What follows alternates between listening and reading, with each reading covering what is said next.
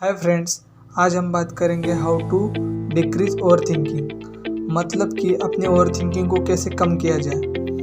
General में बात करूँ तो हर लोगों की यह समस्या होती है कि अपनी ओवर थिंकिंग को कैसे कम करें। लेकिन कुछ इंसान का ऐसा पैटर्न बना होता है कि अगर वो उनके पास कई रास्ते बंद होना तो वह रास्ते की खोजने की कोशिश करते हैं। वो थिंकिंग में फंसते नहीं हैं, वो सोल्यूशन निकाल लेते हैं कहीं ना कहीं से। और जिनके पास हज़ारों अरबों खरबों पे आप रास्ते बता देना ना, तो अपनी थिंकिंग में फंस जाएगा ना, तो वो बाहर नहीं निकल सकता। क्योंकि थिंकिंग में इंसान कभी सोल्यूशन का विचार नहीं करता, वो हमेशा थिंकिंग में फंसा रहता है। और थिंकिंग में से दो और प्रॉब्लम उसको फेस करना पड़ता है। जहाँ कर भी वो काम पे हो या काम कर रहा हो, कुछ ना कुछ कर रहा हो, तो वो दो थिंकिंग में फंस जाता है। मतलब दो ब्रांच निकल के आते हैं उसमें। एक होता है फियर का और एक कन्फ्यूजन का। वो ढंग से काम ही नहीं कर सकता कुछ भी, क्योंकि उसकी थिंकिंग और उसको एक गलतफहमी हमेशा रहती है कि माइंड हमको काबू करता है, हम माइंड को काबू नहीं करता। इस गलतफहमी से जल्दी बाहर आ जाओ। क्योंकि अगर आप ऐसा बोलोगे ना, तो आप माइंड वैसे ही केमिकल रिलीज करेगा और आपके हाथ से वो धीरे धीरे छूटता चला जाएगा।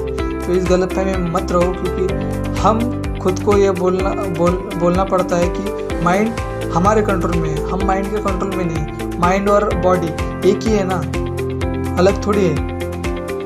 हाँ, तो इस बात को समझो और उस तरह से आपके माइंड में क्लियरनेस आ जाएगी। किसी भी काम को लेके आपका माइंड क्लियर रहेगा।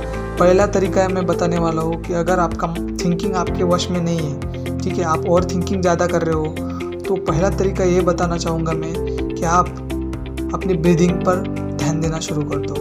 ठीक है, ब्रीदिंग पर ध्यान देते आप एकदम रिलैक्स हो जाओगे।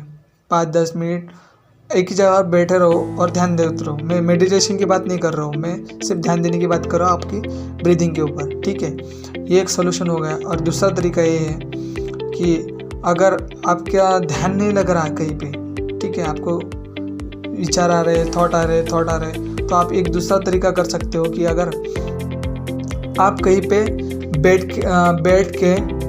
बैठे हो और वहाँ पे अपने माइंड जो थिंकिंग काम कर रही है आपके अंदर, उसको बारीकी से देखो। मैंने पिछली वीडियो में भी ये बात बोली है कि आपको कहीं पे फ्रस्ट्रेशन हो रहा है, उसके बारे में फ्रस्ट्रेशन में बोला था कि आपको ध्यान देना है आपके माइंड के ऊपर कि माइंड सोचता कैसे है। ये हम नहीं करते, ये गलत करते हैं अपन, कि हम कभी अपने माइंड को देखते ही नहीं। एक रोबोट जैसा कर रहे काम, मतलब कि 7 घंटे 8 घंटे जो भी कुछ आप ड्यूटी कर रहे हो, उसके हिसाब से आप काम करते हो।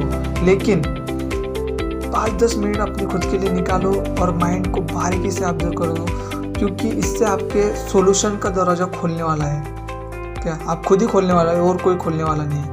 तो अगर मेरी बातें पसंद आए तो प्लीज़ दोस्तों लाइक एंड शेयर ज़रूर करो और सब्सक्राइब करना मत भूलो। थैंक यू दोस्तों।